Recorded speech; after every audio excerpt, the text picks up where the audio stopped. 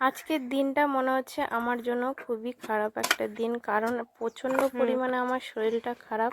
আমি কোনো কাজও ঠিক করে করতে পারছি না। আজকে রান্নাবাড়াও ভালো করতে পারিনি, ডাল আলোচনাই করেছি, কারণ শরীর খারাপটা হচ্ছে আমার খুব কোমরে ব্যথা, না পারছি উঠতে না পারছি বসতে। আর এই দেখো লঙ্কার চারা যেগুলো বসিয়েছিলাম, এত সুন্দর লঙ্কা ধরেছে। এগুলো কিন্তু সবই বোম্বাই লঙ্কা, প্রচণ্ড পরিমাণে ঝাল আর ভালো সুন্দর একটা গন্ধ আসে, আর গরম ভাতে খেতে কিন্তু খুবই ভালো লাগে।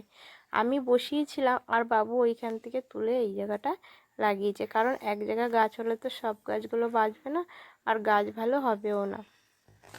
আর এই লঙ্কা কিন্তু আমার বর কচি বুড়ো পাকা কিছুই দেখে না, মানে ও যখনই টাইম পায় তখনই তুলে খেয়ে নেয়, কিন্তু তখন কিন্তু ঝাল হয় না, ও তাও তুলে খেয়ে নেয়। কারণ লঙ্কা গাছ থেকে লঙ্কা তুলে খেতে আমার বর খুবই পছন্দ করে, এই কারণে। আর এখানে 3-4টে বোম্বাই লঙ্কা গাছ ছিল, এখানে হচ্ছে বাবু 2-3টে রেখে আর কটা বাদ বাকি সব অন্য জায়গায় লাগিয়েছে। আর এখানে দেখো মা একটা গোলাপ গাছ লাগিয়েছিল অনেক দিন আগে, তখন হয়তো আমি এখানে আসিনি।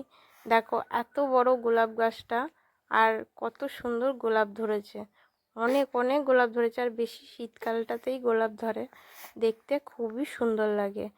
বাড়িতে যদি ফুল গাছ এমনি ফল গাছ থাকে তাহলে কিন্তু বাড়িটাও ভালো লাগে, সে যেরকমই ঘরদোর হোক, আর দেখতেও খুব ভালো লাগে। আমার তো খুবই ভালো লাগে। আর পাশে একটা আম গাছ আছে। দেখো আমাদের কিন্তু বাড়ি ভাঙাচোরা, টিনগুলো দেখো সব পড়ে পড়ে গিয়েছে। আর দেখো লালু শুয়ে আছে ভাত খাওয়ার জন্য, আর আমি ভাত বেড়ে নেবো সবার জন্য। এখানে সবার জন্য ভাত বেড়ে নেবো আজকে। আর ওইখানে যে তরকারিটা ছিল ওটা কালকের পেঁপের তরকারিটা ছিল, আমি অল্প একটু খেয়েছি, আর বাদ বাকিটা লালুকে মাখিয়ে দিয়ে দিয়েছি। আর এখানে আলুটা ছেনে দিয়েছি, শুকনো লঙ্কা ভাজা আর পেঁয়াজ ভাজা দিয়ে ভালো করে আলুটা ছেনে নিয়েছি। আর এখানে দেখো আমার মেয়েকে বলেছি লঙ্কা আনতে, ও লঙ্কা নিয়ে এসছে, তাও ভালো দেখে নেয়নি। আর এই দেখো ডালটাকে দিয়ে দেবো, আর ওই যে আমার ছেলে খাচ্ছে, আর এই দেখো আমরা এখন খেয়ে নেবো। এখন এই আলু ছানা দিয়ে ভাতটা খেয়ে দুপুরবেলা শোবো, কারণ ওষুধ খেতে হবে, এই কারণে। তোমাদের জন্য রইলো অনেক অনেক ভালোবাসা, টাটা জানাই।